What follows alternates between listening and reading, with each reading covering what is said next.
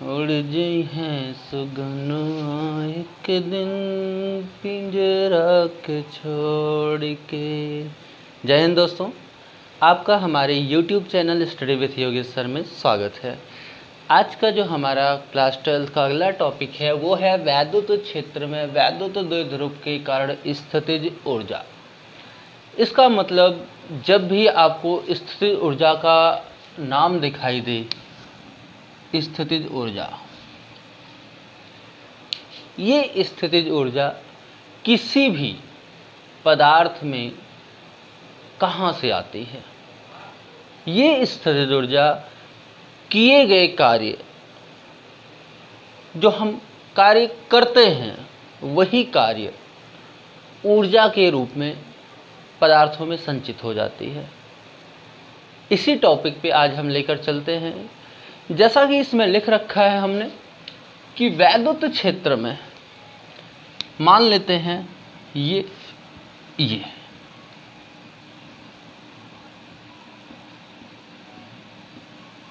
वैद्युत क्षेत्र है हमारा, जिसका मान है E।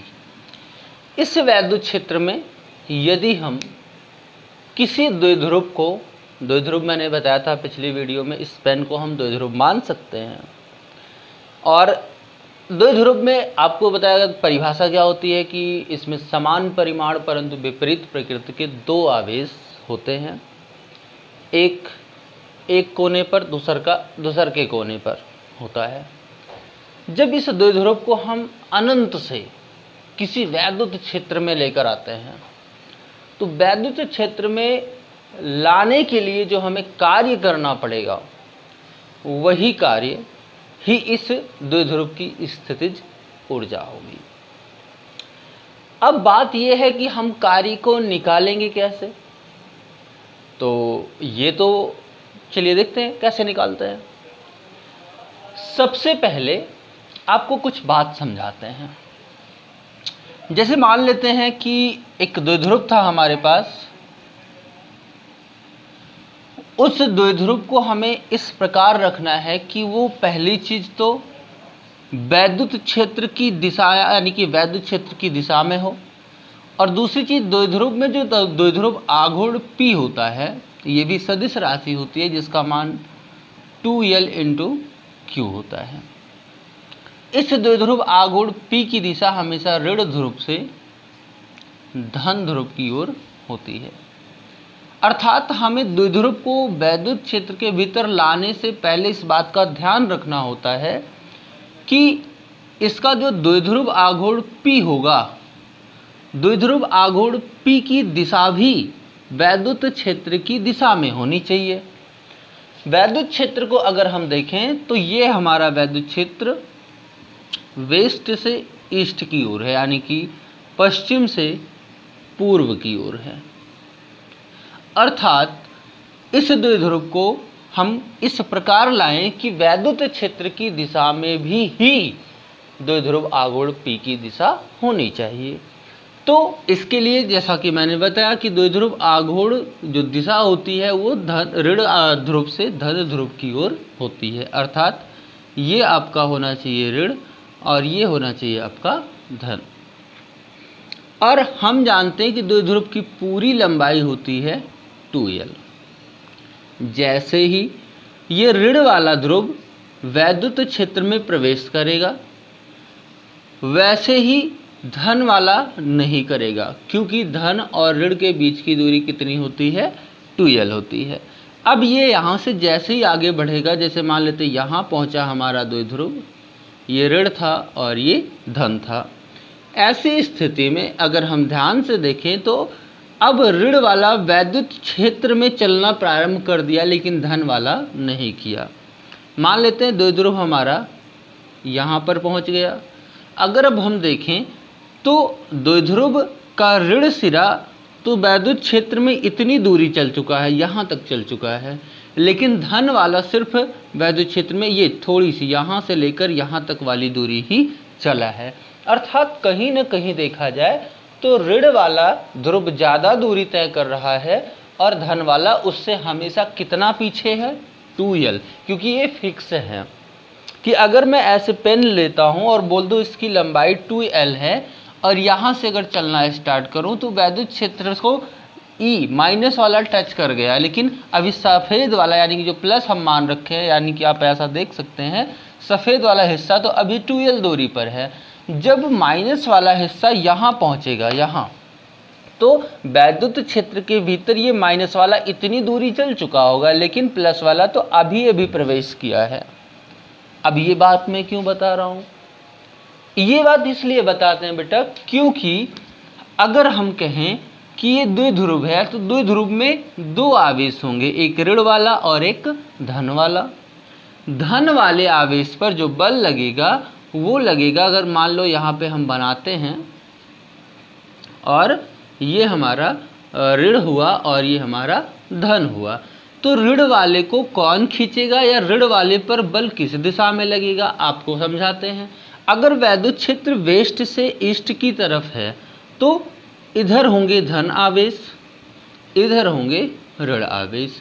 अब बताओ, ऋण को धन वाला अपनी तरफ खींचने के प्रयास करेगा और ऋण वाला धन को अपनी तरफ, यानी कि द्विध्रुव के इस हिस्से पर इधर बल लगेगा F ऋण वाला, और धन वाले पे इस दिशा में बल लगने वाला है यानी कि पूरब की तरफ।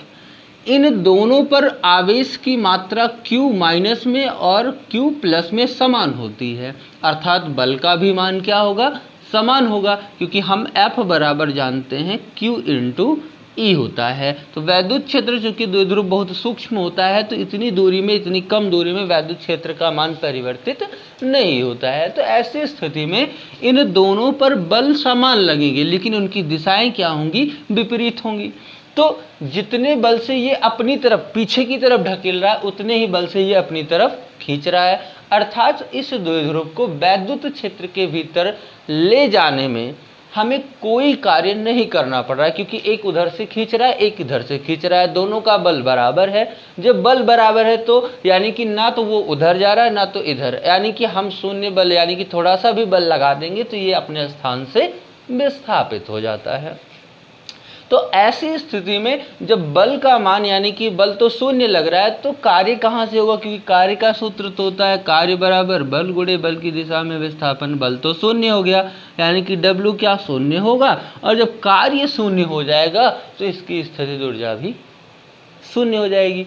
तो ये तो बड़ा लोचा हो गया। लेकिन अभी अभी जो टॉपिक मैंने समझाया कि माइनस वाला जो ध्रुव है वो प्लस वाले से 2L ज़्यादा दूरी तय कर रहा है, अर्थात जो ये ज़्यादा दूरी तय कर रहा है वही दूरी तय करने में जो कार्य एक्स्ट्रा होगा, क्योंकि अभी तक जब ये माइनस यहाँ से एंटर किया तो माइनस पर तो बल लगने लगा था लेकिन प्लस पर नहीं लगा। प्लस पर कब लगा, जब माइनस वाला यहाँ पहुँचा तब प्लस वाला वैद्युत क्षेत्र में एंटर किया। ऐसी स्थिति में माइनस वाला कितनी दूरी चल चुका था, 2L। तो यही अतिरिक्त दूरी जो ये हमारा द्विध्रुव चलता है, यही अतिरिक्त दूरी चलने में जो कार्य करना पड़ेगा, जो हमें बल लगाना पड़ेगा, इसे रोकना पड़ेगा कि मत खींच इधर, वही कार्य ही इस द्विध्रुव में स्थितिज ऊर्जा के रूप में संचित हो जाता है। अर्थात यहाँ पे हम लिख सकते हैं कि वैद्युत द्विध्रुव को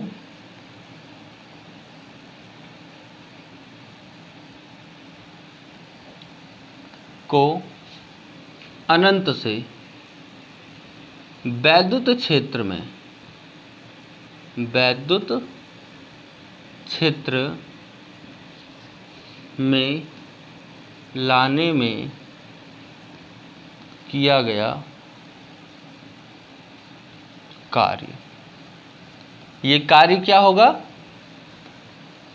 W बराबर बल गुणे बल की दिशा में विस्थापन। कितना विस्थापन अतिरिक्त हुआ है, 2L। और बल कितना लग रहा था भाई, बल का मान था हमारा Q इंटू ई। आवेश कौन सा था, Q का मान यहाँ पे माइनस वाला, क्योंकि माइनस वाला ही अतिरिक्त दूरी चला है, तो minus Q into E into 2L। अब हम इसको लिख सकते हैं कि हम यहाँ लिख सकते हैं चूँकि 2L into Q, 2L into Q ये मान तो होता है P के बराबर, तो इनको हटा करके हम लिख देते हैं P, तो ये हो जाएगा माइनस P और इंटू ई। इतना कार्य हमें करना पड़ेगा। यही कार्य स्थितिज ऊर्जा के रूप में, स्थितिज ऊर्जा के रूप में संचित हो जाएगा, संचित होगा। ठीक, अर्थात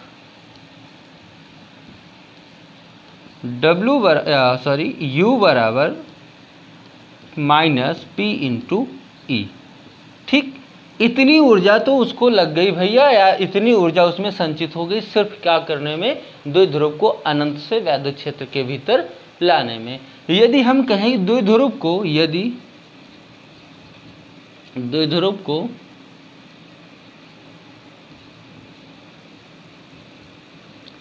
थीटा कोण घुमाया जाए, थीटा कोण घुमाया जाए तो किया गया कार्य, या तो उसमें संचित ऊर्जा U is equal to P into E into 1 minus cos theta. पिछले डेरिवेशन में हमने किया था, जो आप पिछली वीडियो देख सकते हैं इसके बारे में। U is equal to P E into 1 minus cos theta. तो भैया घुमाने में इतना कार्य हुआ, लाने में इतना कार्य हुआ, तो ये दोनों कार्य उसमें ऊर्जा के रूप में ही संचित हो रहा है, इकट्ठा हो रहा है। अर्थात अगर हम निकालें कि वैद्युत द्विध्रुव की कुल ऊर्जा कितनी हुई भैया, तो कुल ऊर्जा U इज इक्वल टू, इसे आप U1 और इसे U2 मान सकते हैं, दोनों को जोड़ना पड़ेगा। U1 का मान है हमारा माइनस पी ई, और फिर U2 का मान है P E into 1 minus cos theta. P दोनों में कॉमन है, पी ई कॉमन लेते हैं, यहाँ पे बचेगा आपका 1 और plus 1 minus cos theta, 1 plus 1 minus cos theta. तो इसे जोड़ सकते हैं। यहाँ पे पी ई का मान माइनस में था, माइनस हम भूल गए, तो ये माइनस हो जाएगा आपका, और ये हो जाएगा U is equal to P E, 1 से 1 कैंसिल, और ये माइनस माइनस प्लस हो जाता कॉस थीटा। अर्थात द्विध्रुव को अनंत से यदि वैद्युत क्षेत्र के भीतर लाया जाए और ला करके उसे थीटा कोण घुमाया जाए, तो उसमें जो कुल ऊर्जा संचित होगी U is equal to P E cos theta के बराबर होगी। ये लेसन आपका यहाँ पे समाप्त हो जाता है। आप इसकी विशेष स्थितियाँ भी ले सकते हैं। यदि हम थीटा बराबर 90 रखें, यानी कि द्विध्रुव को 90 अंश कोण तक घुमा दिया जाए, थीटा बराबर 45 रखें, या थीटा बराबर 60 रखें, या थीटा बराबर 180 रखें, आप कुछ भी रख सकते हैं, या थीटा बराबर 360 रखें, कोई भी वैल्यू रख करके आप थीटा के अलग अलग मान रख के इसकी विशेष स्थितियां ज्ञात कर सकते हैं। ये लेसन यहीं पे समाप्त होता है। अब मिलते हैं हम आपको अगली वीडियो में एक नए लेसन के साथ और एक नए जोश उल्लास के साथ। यदि आपको वीडियो ये पसंद आई हो और क्वेश्चन समझ में आया हो तो चैनल को सब्सक्राइब कर लें, लाइक कर दें, शेयर कर दें, और व्यस्त रहें, मस्त रहें, पढ़ते रहें। धन्यवाद।